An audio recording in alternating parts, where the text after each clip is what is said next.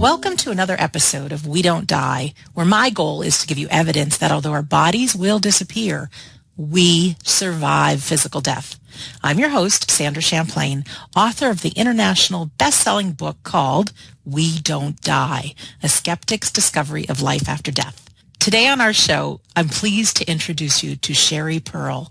Sheri is an interfaith minister, a spiritual healer and advisor, a published author, and the mother of 3 children. She has studied, practiced, and taught various spiritual disciplines for over 40 years. Her life changed at the age of 20, which she'll tell us about on the show today. Now, as a spiritual healer and bereavement counselor, Sheri has touched thousands of lives all over the world. Sheri began the Prayer Registry in 2009 after the death of her son.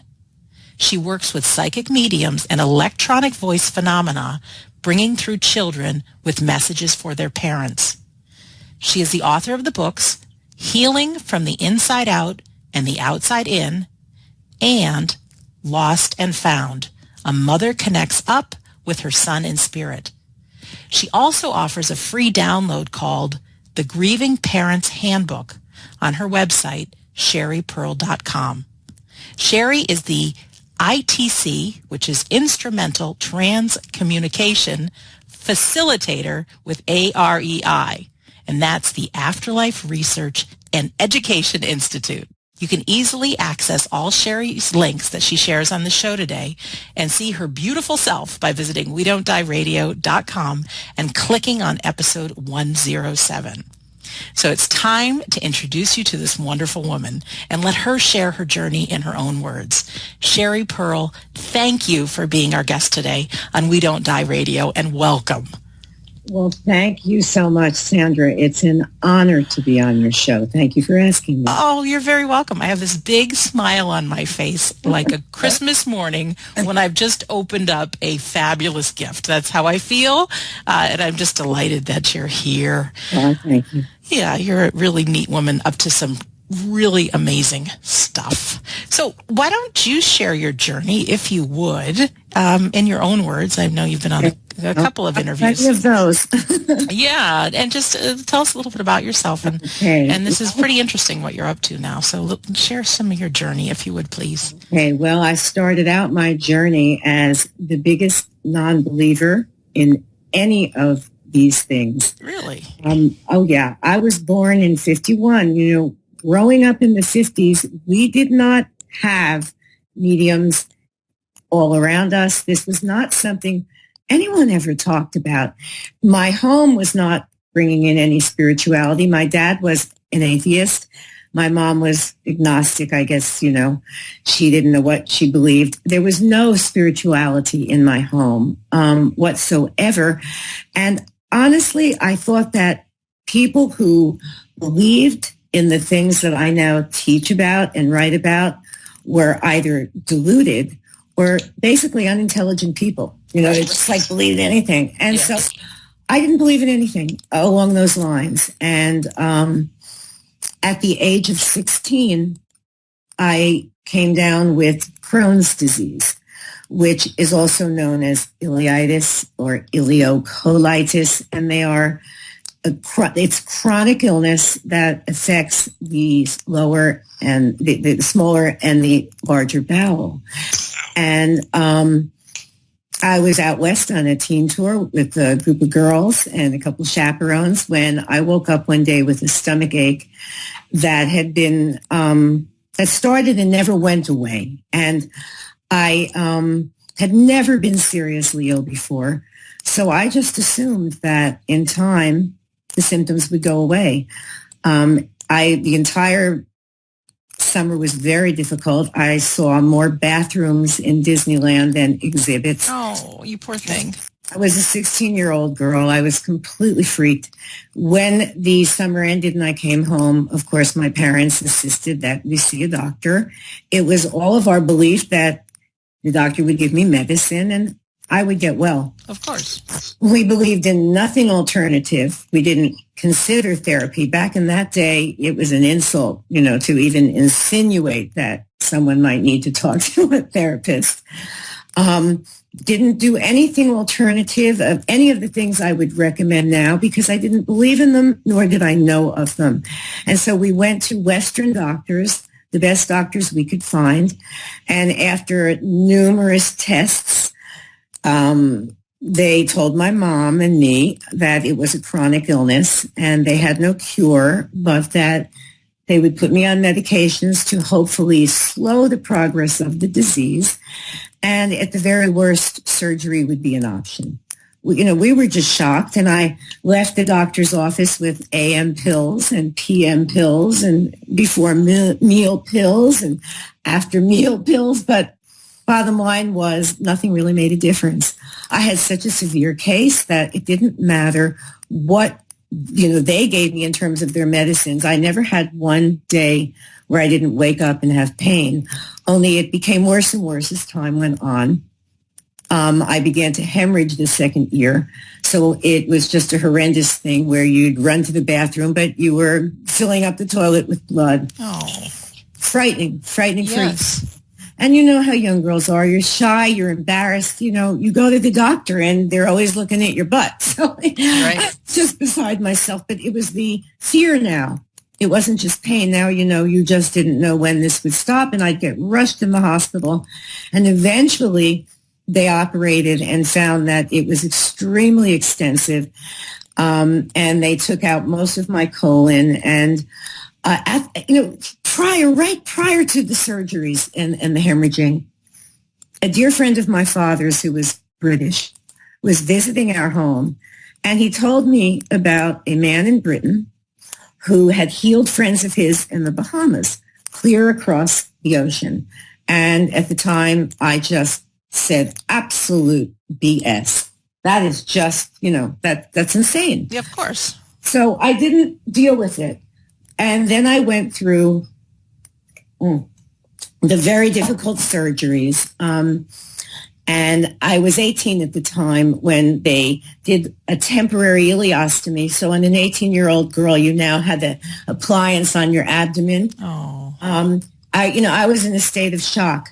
But my plan was I'd recover and I'd go back in and I'd reconnect those parts ASAP. But what happened was they did not check blood back in 1969. And due to all the hemorrhaging, I was given numerous blood transfusions, and I was infected with the hepatitis C virus. Wow. So I'm recovering and looking to go back in and do that reconnective surgery when I start to feel pretty sick again. And it gets discovered that I have hepatitis. They didn't know what Hep C was back in 1970. They just told me to bed rest and the liver would repair itself. And after 6 months of bed rest and no change in the blood tests, they realized it might be this new form, which was chronic. And, once you've had one chronic illness, you don't want to hear that word again because chronic it means they can't do very much. Right. And so it finally hit me, that this was very, very serious because although there was no physical pain, I had no energy whatsoever. And they explained to my parents that the diseased cells were attacking the healthy cells and scarring them, and that if they did not come up with a cure, I would not live another 10 years. And somehow I think when the severity of what was going on hit me, that I was now sitting here with a whole miscombobulated bowel system, and I now had a second illness in my liver. All of a sudden, it occurred to me that it just came into my mind about this man in Britain. Mm-hmm. I hadn't thought about it for a couple of years, I would imagine, but all of a sudden, like as if it was stored in a pocket, I thought about that man in England. And, when I went through so much of the surgeries, which involved very, very difficult times of being in tremendous amount of pain, we didn't have those morphine drips back then. You got your pain shot once every 4 hours. Right. It was a tough thing to go through. It just did something to me. It made me realize I didn't know everything because all these things that happened to me, I didn't even know could happen to a girl. And so I realized I just didn't know. I didn't know. And that was the most important step. because that freed me up to remember about the healer and go, well, maybe I don't know everything. Right. So it was not what I would call a faith healing in the sense of it wasn't, I believe. And therefore I got, well, I didn't believe a thing. I was a desperate 19-year-old girl who did not feel like dying. And I got my dad's friend, and he gave us the information about the man in England. And my dad at the time had an office in England, so we had them call, and they said, well, just have her write us a letter and tell us a little bit about what's going on. And my first reaction was to be dumbfounded, because I'd never gotten anything anywhere without taking off my clothes and having people examine me. Right. It was just mind-blowing to me. Like, I'm going to write a letter. And, I grew up in the 50s watching that show Bewitched, with Elizabeth Montgomery. Yes. Tweak her nose. I remember thinking, he's going to tweak his nose and I'm going to get well. But I also realized I had nothing to lose. And again, freedom's just another word for nothing left to lose. So I said, I have nothing to lose. I'm going to do this. So I wrote the letter. And my dad, to the day he died, teased me about the spirits, but he offered to hand deliver my letter since he was going to be in England on business. So my dad went to the sanctuary of Harry Edwards, now in spirit, and hand delivered my letter. And 24 hours, or it might have been 45, I have to check the book. I don't know if it was one day or two, but my dad had not yet returned from his trip. I had so much energy. I was flying. And I had a tingling sensation on my right side in the area of the liver. And I felt emotionally uplifted in a way that I couldn't even understand, like a sense of things will be okay. So I kept walking around and telling my mother and everyone, around me, something's happening here. And they just were happy I was having a good night. No one believed anything was happening. My dad returned from England, tossed me a book and said, well, it looked like an ordinary man to me. But 2 weeks later, I went for that next set of blood tests. It was my next monthly blood test, and it had jumped a third of the way towards normal. Wow. So I'm like, oh, my word. So I still can't figure out how in the world did the energy get to me all the way from England? Right. And so I started reading Mr. Edwards' books. And he said, well, he did not work alone, that he worked with what he called spirit doctors, who had often been doctors in their last life and upon crossing over still wanted to help to the suffering and the sick, and that they would be the ones to carry out the healing. And he said, since there was no time or distance in the spirit world, that a spirit could be anywhere in no time. And so the spirit would visit the patient more often than not when they were sleeping and direct energy to both the energy to soothe any emotional or, attitudes that might be bringing on some of the physical illness, and to direct energy to the organ or the part of the body that needed to be healed. Now, I didn't believe in spirits at all at that time. We had Casper, the friendly ghost. That was the extent of what we knew about spirits. But I could not deny that I felt energy, that something I could not see, feel, or touch was helping me. And that was the, start of me really perking up. Now, obviously, this is all putting off reconnecting the bowel because, I'm way too sick with the liver. It was 15 years before I ever reversed that. But I did get to reverse it later on. But what ended up happening here is Mr. Edwards told me to just, we didn't have the intranet. So he told me to just send him a letter through the mail. We'd write back and forth. He'd always answer my mail, and I'd send him a letter every couple weeks to tell him how I was doing and request continued healing. Nice.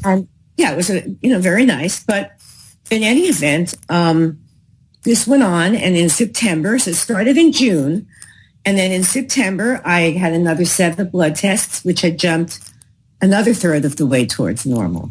So at this point, I'm so excited. I'm looking everywhere for spirits. I could not see them, but I could feel the effects of what they were doing. And there was no doubt in my mind that something I couldn't see was helping me. Mm-hmm. So I began to at that point start reading the Edgar Cayce books and going into learning about different mediums. And that interested me very much too. But the real point where I was convinced was that in December of that year, I went for this big set of blood tests. I went on a Monday, and I was to call the specialist on Friday to get the results. And when I called Friday, he said, we don't know how to explain it, but you can count your blessings. You know, your tests look very good. Well, I sat down that night to write Harry a letter, but the next day there was a letter in my mailbox. I had not finished writing my letter yet. There was a letter in my box from him, and it said, "Dear friend, I feel that the healing has finally reached you.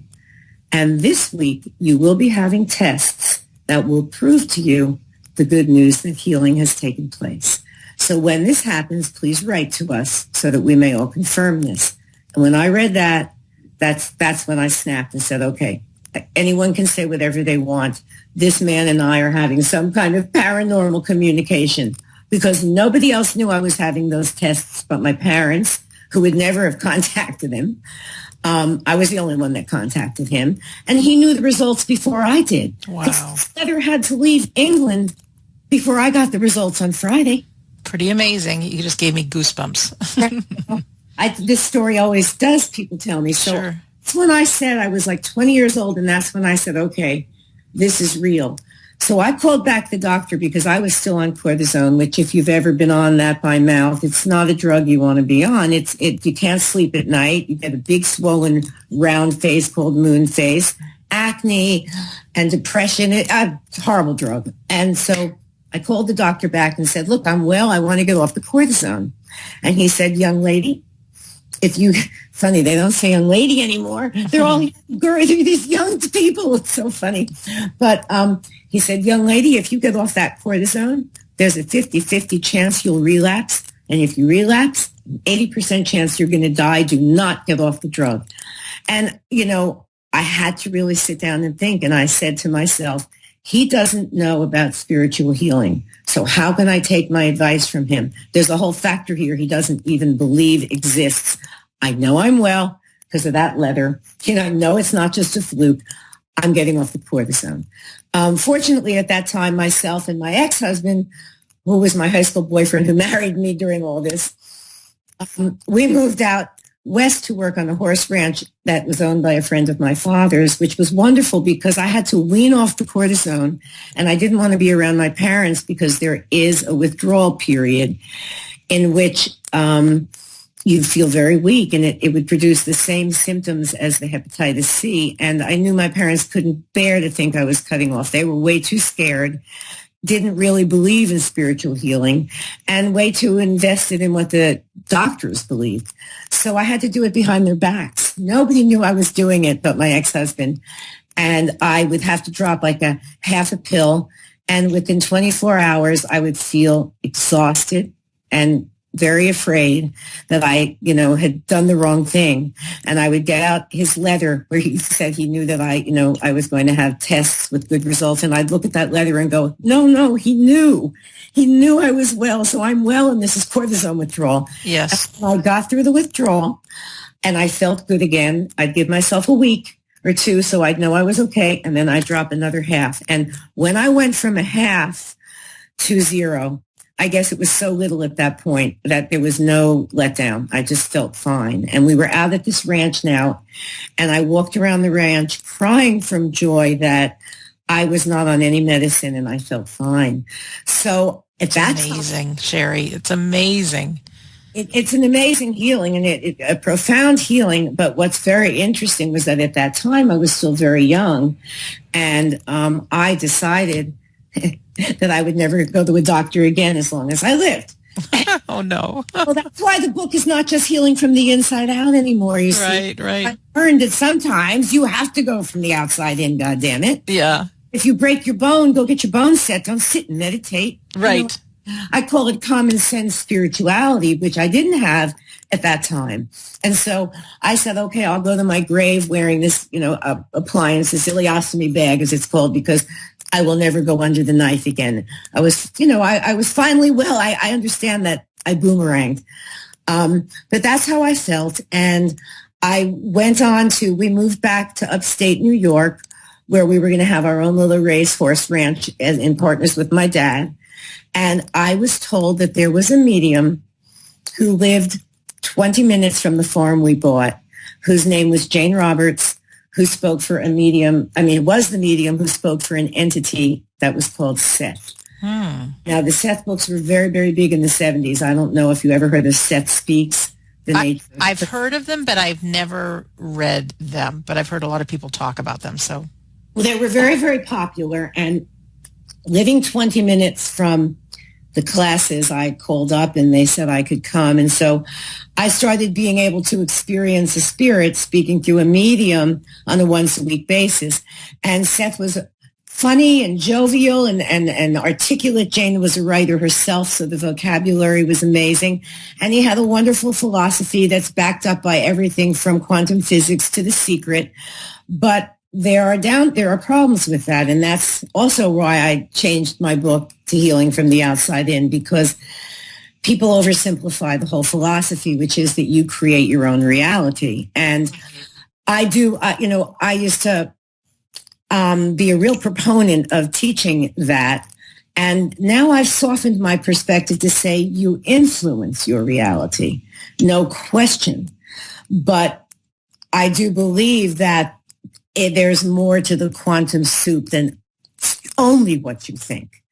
And so there's so much going on, and that we can't oversimplify these things. It began to happen that people would get cancer and then decide not only having to deal with the cancer, but now this belief was making them feel guilty because they felt they created it, they chose it. It's got so oversimplified. It's like, well, he's maybe poor, but he chose to be poor. So, I believe a lot of people feel it excuses them from any civic responsibilities because, well, he created that. Right. He must need to learn from that. So there's problems with these philosophies. And I was one of the big proponents of it. And so in my case, I went along really great living with that philosophy for a number of years, because the night that I walked in my first Seth class, I glanced at my husband, who's been my husband now for, I don't know, we're like over 30 years. So nice.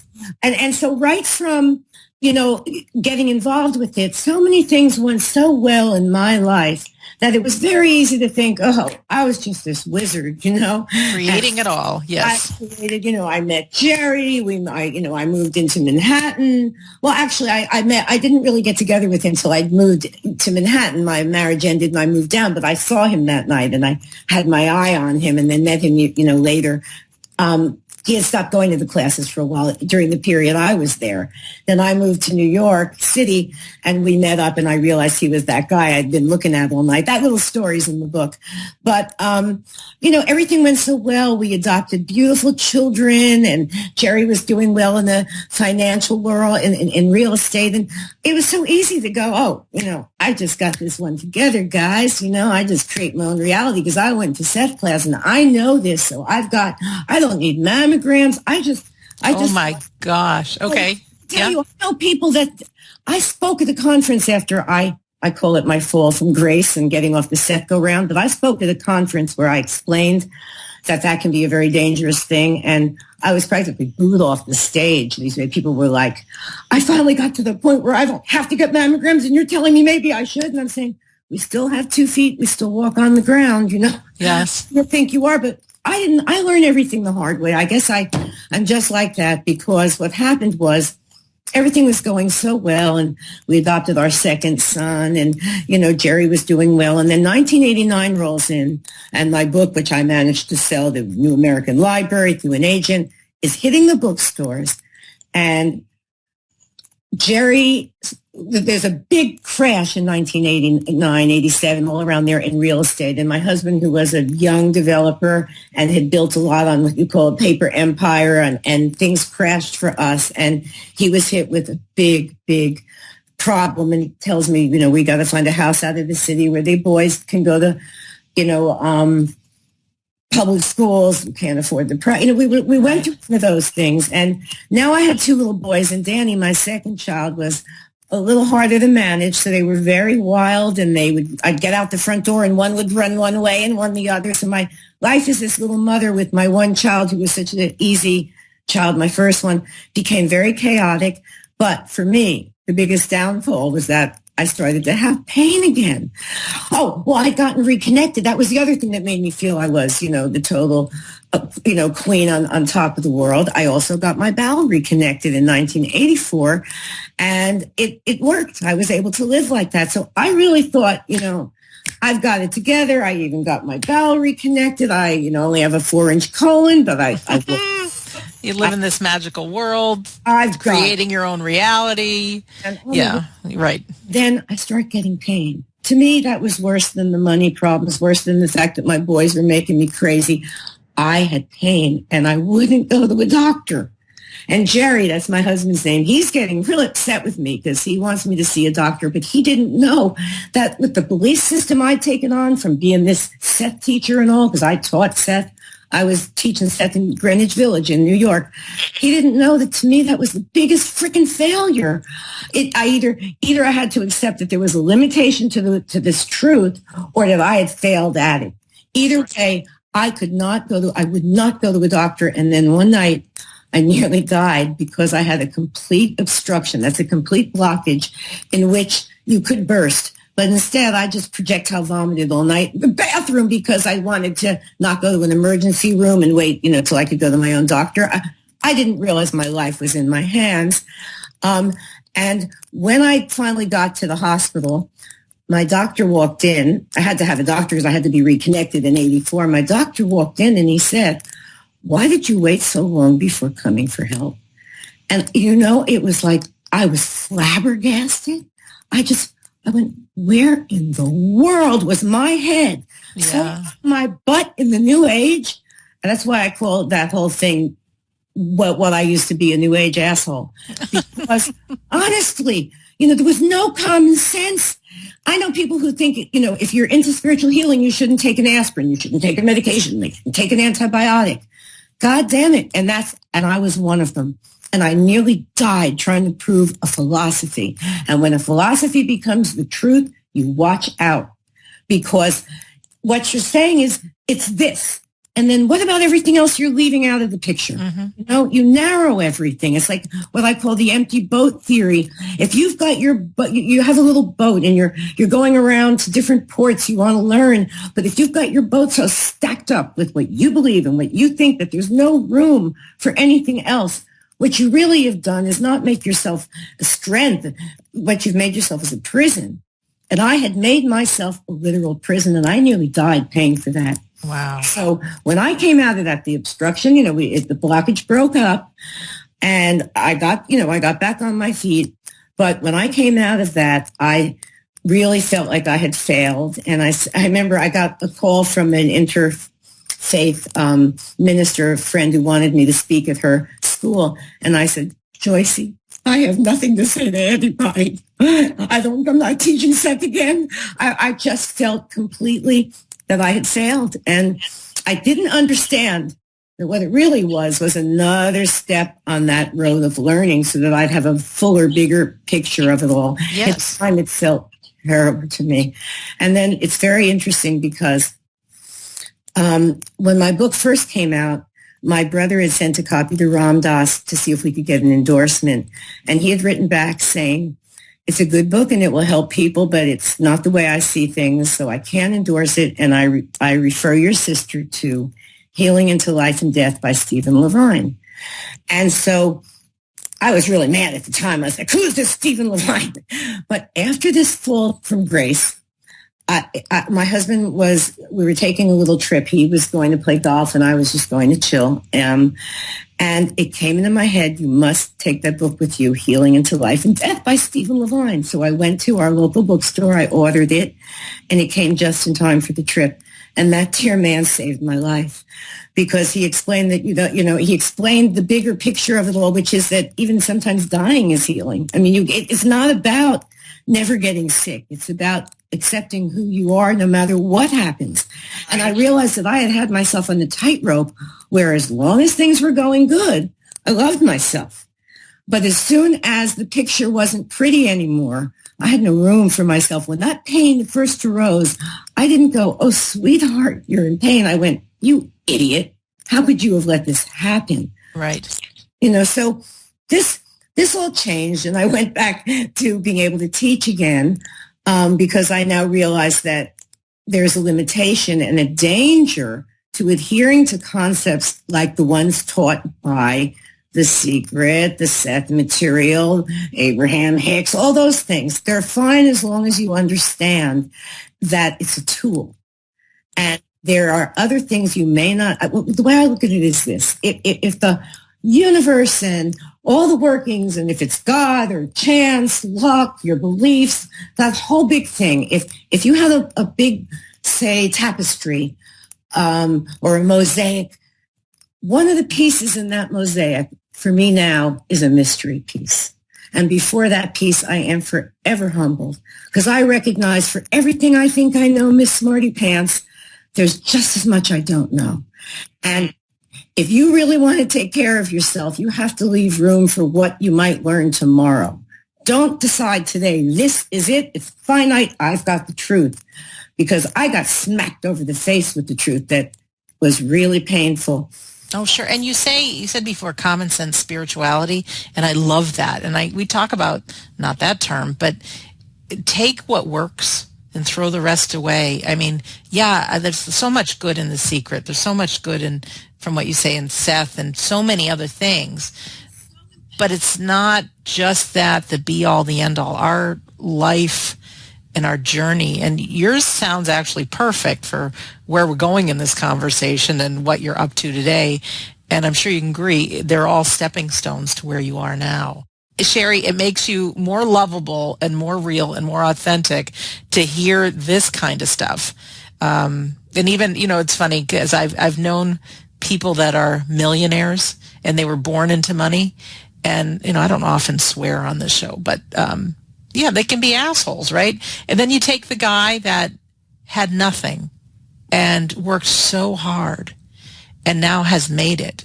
And he is far more inspiring to hear speak on wealth and what's possible than someone who's always had a great life. So keep sharing the tough stuff, and that's where inspiration comes.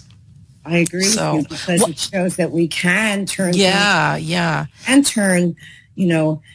a bad situation into a better. And I do think that we have a very important role to play in affecting and influencing our lives, because had I never opened my mind to the possibility of spiritual healing, I might not be here today. Right. So, of course, the way we respond to what happens to us is very much involved in of the future that will be created from it.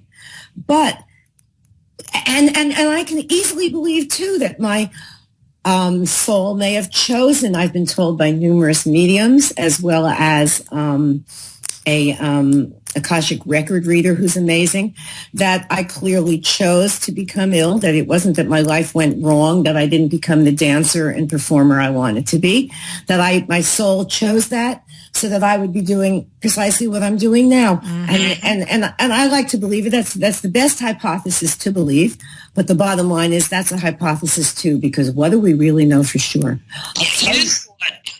Just looking at the time, Sheri, because the name of the show is We Don't Die.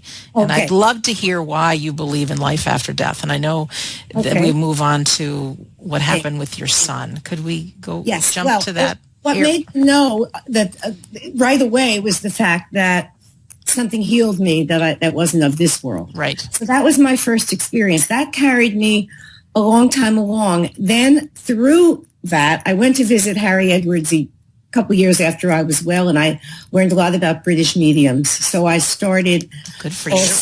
Learning about mediums and the kind of communication. So by the time I came back from the Seth classes ended and I was living in Manhattan, I connected with a fellow named Glenn Dove, who's an amazing medium on Long Island. And I started going out to him and finding that my father, who passed young of a heart attack, and Harry Edwards, my healer, had met up in spirit, and they would start coming to me.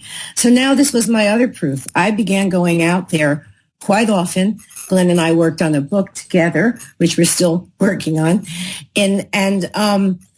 I then began to realize just through communications, constant communications with people I loved and knew well, that they were there. They were who they were. And because I started going more often and we were working on a book, different spirits were coming through who I didn't necessarily know, but I knew their wife or their brother. And it was just, I began to realize that it's just a very real world. My needs to connect was to help me along with my healing work. I wasn't real confident.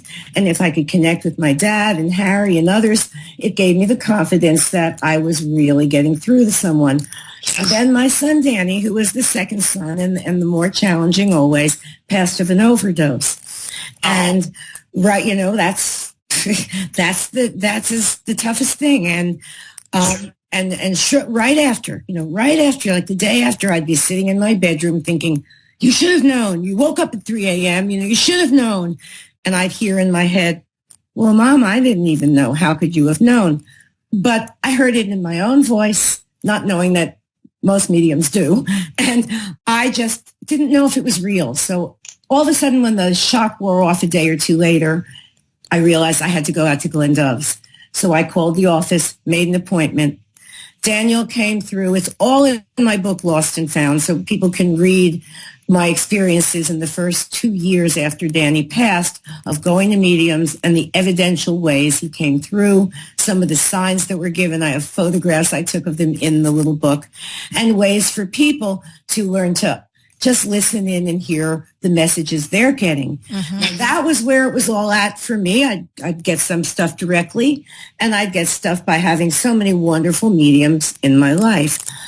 But then I saw this, well, actually in 2006, and Danny passed in 2008, I was at a conference in Montreal where I heard a man named Mark Macy speak about ITC. I know Mark Macy, yes. Well, I heard Mark speak, and I was very intrigued, but I will admit I was a little scared of it back then. Sure.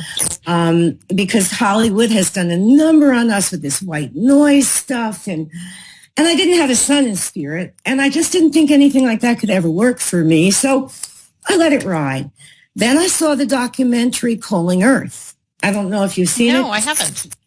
It's on YouTube, and it's fantastic, and it's called Calling Earth. I highly recommend it. If someone's going to write it into YouTube, after you put in Calling Earth, write E as in elephant, V as in vapor, P as in pearl, because there's so many things with the title Calling Earth. If you don't put in EVP, yes. Something else. And for our listener, I'll attach that to this episode. So we don't die radio.com episode 107, and I'll have a link that you can just press to get you to that Calling Earth.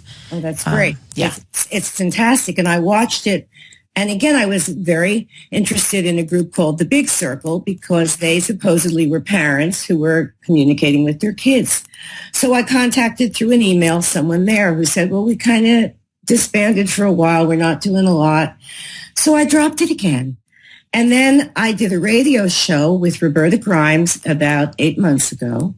And a woman named Vicki Talbot heard the show and called me to register, actually emailed me to register her son Braden with the Prayer Registry, which is something I put together. It's a free service for all bereaved parents in which their child receives mass prayer from all of us parents every year on their passing date. So it's all organized at my website. It's a beautiful thing. So Vicki contacts me to register Braden, and we get to talking. And lo and behold, she was the Vicki I saw in the Calling Earth documentary. And talking to her sparked my interest again. So I had heard that at the AREI website, which is the Afterlife Research and Education Institute, there were instructions that would enable you to try to do this yourself. So I got my computer fellow over because I'm not that computer savvy, and he helped me to download a recording system and the background noise I would need to supply for the spirits to work with. Apparently, they will influence the sound you play into audible words that you can hear. So I started doing it, and right away, I started getting messages. I couldn't even hear them at first. I would send my clips. I would send my recordings, my little 2-minute recordings to Craig Hogan of AREI, the Afterlife Research. And he's been on this show, as has our friend Roberta Grimes. We're all one big... We are one big happy family sharing the reality of life after death. Yes. Well, Craig and Vicki were like my mentors, the two of them. And they would listen to my audios and go, Sheri, listen here, listen there. You hear this, you hear that. And all of a sudden I started being able to hear it better myself. And I think maybe because I have loved spirit for so many years and been under the guidance of Harry Edwards for so many years, as well as have a son who ardently wants to do this with me. He's been running the Prayer Registry on that side, or so he says. It's been for me it's been a very successful beginning. I started in April, and I'm floored at this point by what's coming through. Yeah, what's happening? And just for our listener, we're talking about electronic voice phenomena, which is using a device to record sound. Some people call it white noise. Some people use chopped up, just gibberish. And our deceased loved ones through however it's done. And, I mean, it's amazing. I'm sure they're not alone in it. I'm sure there's a whole team of people helping to do this. But they manipulate the recording on the recorder and form it into words so that when you press play on whatever device you record it on, there are actually words, names, messages. Yes. It's incredible and very real. Yeah. So what kind of, give us for instance, what, did Danny first start coming through on electronic voice phenomena? Not only that, Danny's been able to come through in his own voice. No kidding. Now, my husband, Jerry, he was in the Seth classes, and he knows very well there's an afterlife, but he thinks there's a lot of people out there that are completely mixed up. And he's not it's not his base. He's a New York lawyer and real estate developer. Okay. And he might have thought that he was Sheri with her feet off the ground, but he heard a few clips of Danny, and he said, that's my son. Yes. I know you're getting through because that's Danny. So I've been fortunate enough to have that. But I didn't fully understand what they meant when it was explained to me that the spirits were influencing the sound until I started trying out different sound backgrounds that were provided at different websites. Now, I have one that I love called Spiritron, which was created by a man named Ron Ruiz and can be found at a website that's called idigitalmedium.com. That sounds idigitalmedium.com. Yep, I'll put a link to that. I hit on it, and it makes like a ear, and weird. Danny sounds like a little robot when he talks on it, but because there's no gibberish, I like it because there's no chance, like, for example, with gibberish, if I get the name Diane, but then there's an in the gibberish, I might think it's Diana. So it can be a little bit different, but what I like about using human gibberish is on that Danny's been able to produce his own voice. Mm-hmm. So right now I play around with both of them, but if I record for other people, I always use the human gibberish so it will sound more, it won't freak them out, sounding like a little robot. But interestingly, I decided one day as a lark, but I now think Danny put the idea in my head. But at the time, it just seemed like a lark to ask the Prayer Registry children if they would like to come through and say their name for their parents. And in a 2.5-minute recording, I have over 200 audible, articulate names, which are now posted at my website. Yeah, and they're always coming. Even if I'm doing a private reading with Danny, they use it as an opportunity to go, it's Evan. It's Josh. So I finally realized what I had to do was have a system so that I would save those under names. And if it seems like it's another message from Danny, I save it under Prayer Registry Kids. And now I'm getting messages. I asked them then, do you want to do more than names? You want to give messages? And the recordings are full of things like, miss you, Mom. Love you, Mom. And the one was like, did you go to Sloan Kettering? And I'm thinking, I'm just getting so amazed to see the conversations they have amongst themselves because they're very human. There are kids just out of their bodies. They talk about the stuff they talked about. it's amazing. Wow. We can go to your website, sheriperl.com, and find some of these? Oh, all you have to do is, when you get to the welcome page, there's a search bar. The first thing says the Prayer Registry. If you hit on that, it will show you the calendar for the month of July and all the kids on each date, their names and all. If you go to hit the next thing, that's the prayer site. That's where I post a prayer and an audio prayer daily for the children being held in prayer that day. The third thing is the Prayer Registry photo gallery, where I post up to 3 pictures per child if the parents want to send them. And the fourth thing is the Prayer Registry forum, and that's where these clips are. Okay. And just for anyone listening, Sheri is spelled Sheri. Last name is spelled PERL.com. So now I'm going to be working. I have my computer guy coming next week to help me with this WordPress blog, because ever since I've added all these audios, things have slowed down. Some people tell me it takes a little while to load. Other people tell me in their computer it loads in a heartbeat. And if you want to hear the first posts, you know how blogs work, you have to scroll down. So I call it roll call. The second roll call, I had to start breaking into just doing them alphabetically, because if you scroll further down to the first roll call, there's the 200 names in one post. And I think that caused problems for my computer.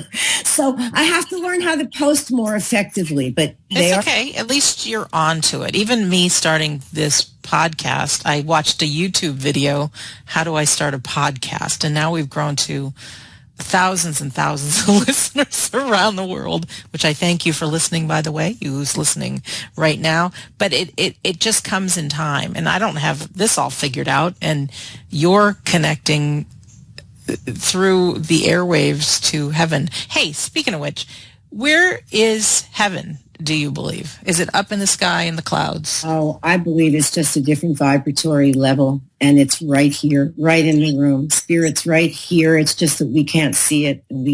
And just like orbs, for example, in photographs, you know how people don't see them? The camera can photograph an orb, but the naked eye.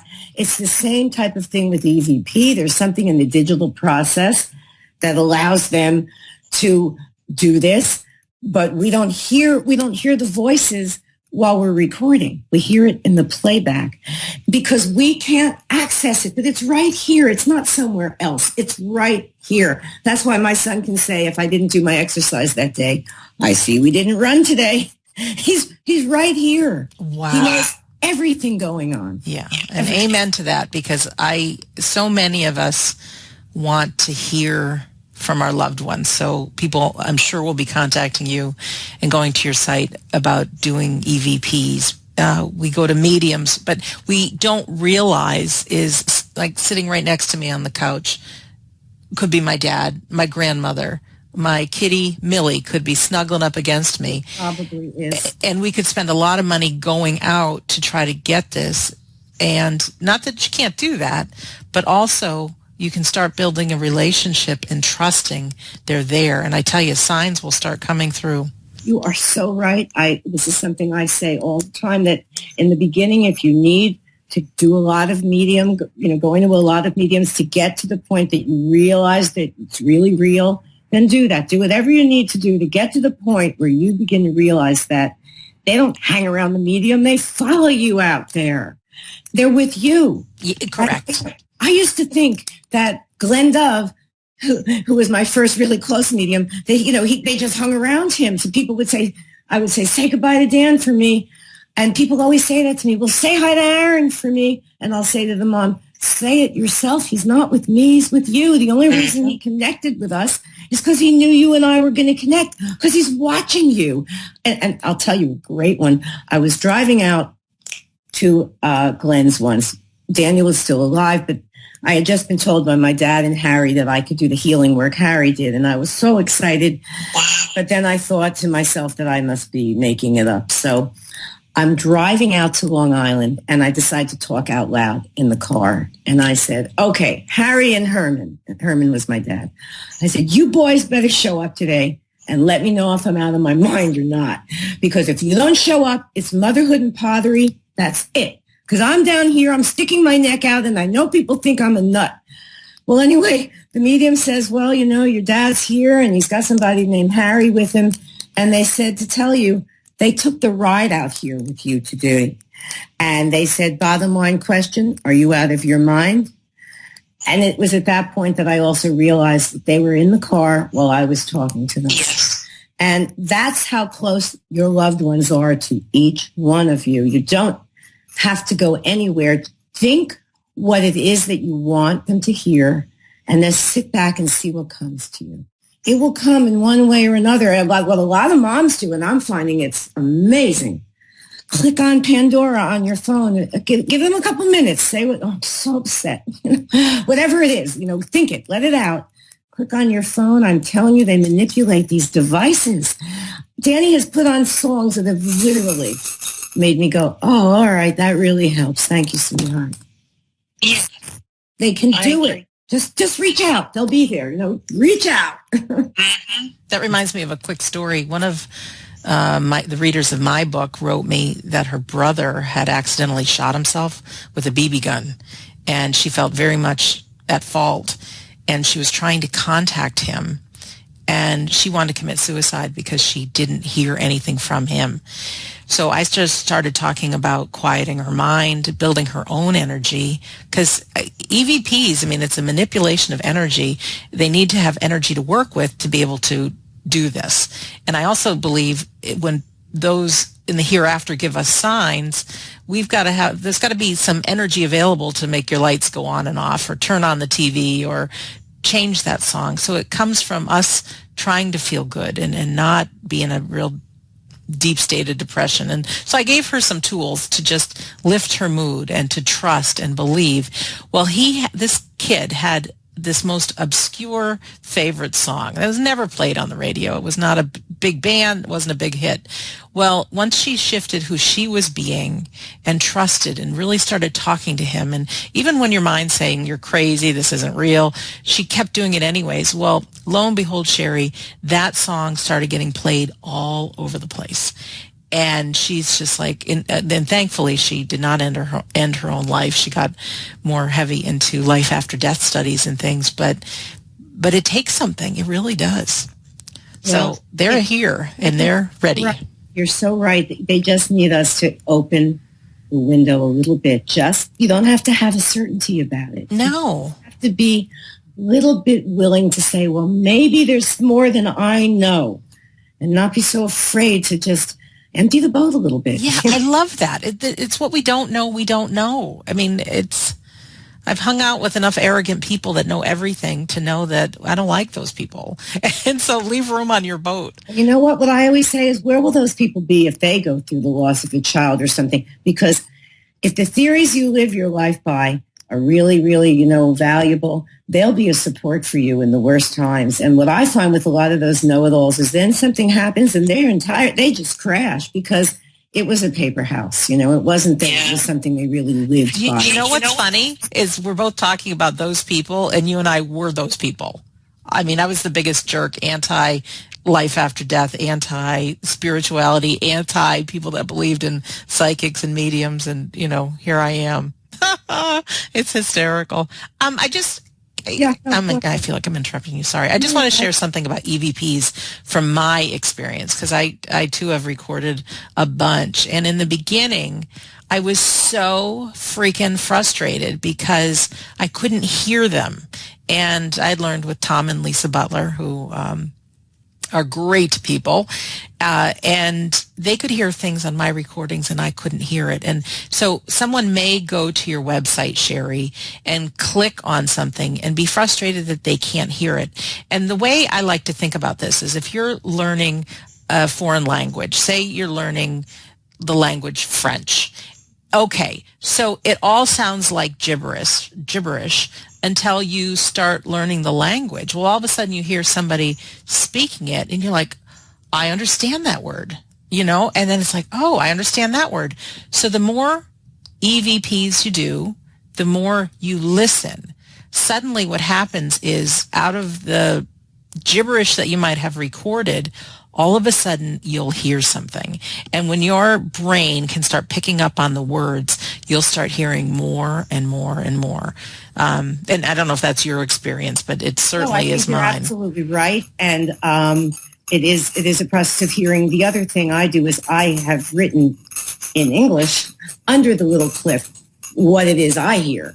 Right. Because that's very helpful too. Because, and I always tell everyone, play it 5-6 times, hit on it 5 or 6 times in succession while looking at the words. Mm-hmm. And eventually you can hear a lot of them. But people do tell me they don't hear it at times. And I feel badly because I want them to have the benefit. But I just can do what I can do and put it out there and let them, do what they will. But I believe that in time, more and more people will start giving it a try. And I hope that they will have success. I'm happy to try to help people. And Craig Hogan at AREI, they're geared over there to want to help people if they really seriously want to give it a shot. They have instructions. They have gibberish you can download.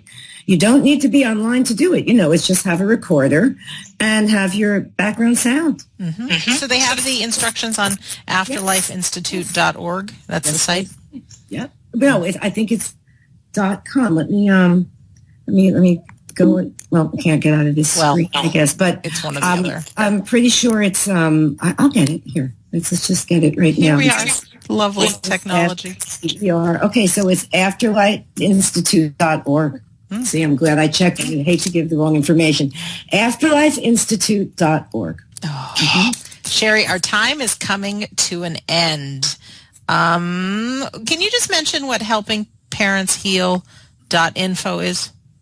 Oh, yes. Helping Parents Heal is a wonderful organization started by a woman by the name of Elizabeth Vinay Poisson, who lives in Arizona, and she has her helper is Mark Ireland. I think he's a co-founder. I host their groups in New York. What's happened is they wanted to form an organization that would have groups that met that would deal with the afterlife in terms of grief recovery, not just being a hand-holding kind of thing. And so that's how it started. And now there are many chapters all over the country of people meeting to discuss their children, but also to discuss the signs they get, the mediums they've been to. I'll occasionally host a medium to come to a meeting in my home. And we have two lovely women come from New Jersey in June and do readings for the group. And they were wonderful. Practically every one of 28 people had an evidential reading. It was a beautiful thing. So, but I understand that the Compassionate Friends just had a huge conference and invited Elizabeth and said that they are very open now to bringing in the spiritual piece, which many of them weren't in the past, which was why Helping Parents Heal was the first originally to say the afterlife's going to be part of our grief recovery, because we feel, when I heard of them, I just said, you want me to join in New York because it's exactly what I believe. And so I, joined them in that regard. And it's a wonderful thing because people need to talk to other people and they need to share the stories that we shared.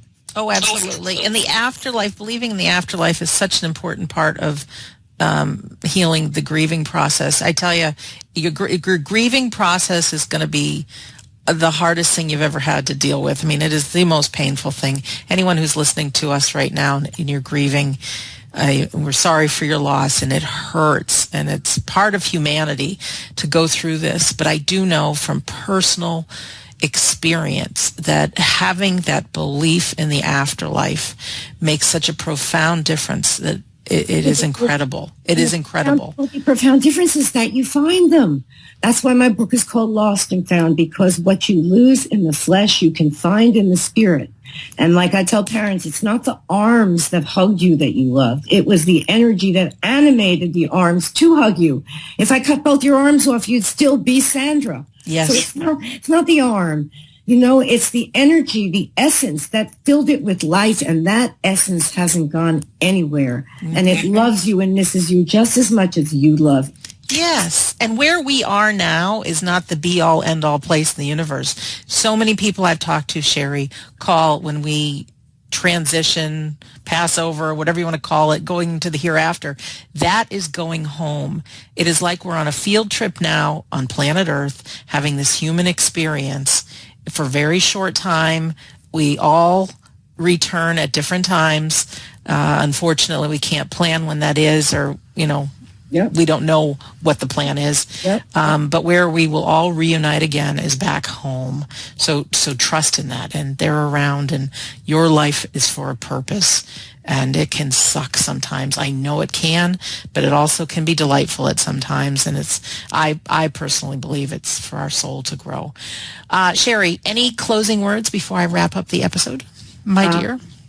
I just want to thank you so much for the opportunity to share my story and my life. And my website is there for anyone that would like to know more. There's a lot of information there. If people want to contact me, Sheri Perl at Gmail is an email, spelled the same way.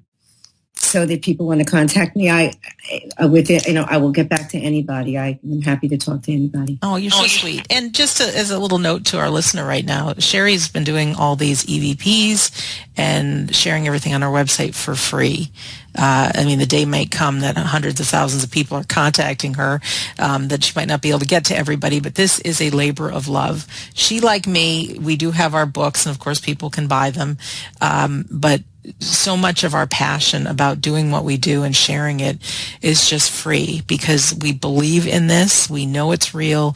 We want people to have a better life, and ourselves included too. And when you find something that gives you passion like this and you get to share it, there's no greater joy. None. So let me just close this show out by saying Sheri Perl has been our magnificent guest. Thank you so much, Sheri. And anyone can go to WeDon'tDieRadio.com, click on episode 107, and everything Sheri talked about today. I'll make it life easy for you. You can click on links to her website, her book, that YouTube video that she talked about. And I just have a humongous favor to ask. If you find these episodes helpful, or make a difference in your life, take a second, go to iTunes, and if you can rate the show or leave a comment, that would be great. If you're listening on YouTube or SoundCloud or Stitcher or Spreaker, however it is, you can leave a comment, share it. I get emails all the time from people that have either healed their grief, believed in life after death. There are many folks that have written that were going to take their own life, but one of these shows inspired them to believe that life after death is real and they're remaining on planet Earth. That is a huge thing. And you, my friend, may be instrumental, and it only takes a share on Twitter or Facebook or LinkedIn or whatever. You just have no idea who is silently hurting right now that one of these episodes could make a difference for. So I'm just asking you that, not coming from ego that I want to grow the show, but truly there are lives being healed and changed and, getting inspired and saving lives. So that's a big deal to me. Really a big deal. So, and lastly, if you do go to WeDon'tDieRadio.com, you haven't done this yet, you feel free to click on Join the Insiders Club, and there you can read a free copy of my book, We Don't Die, and also I have a bunch of other things, including a very healing audio called How to Survive Grief. So in closing, my name is Sandra Champlain, and I've been your host on We Don't Die Radio, and I loved being here today with Sheri Perl. And let's all take her words of advice, this common sense spirituality. Learn, explore, take what fits, throw away the rest. Be open for what you don't know, because that's where the miracles lie. And thank you again for listening, and we'll see you soon.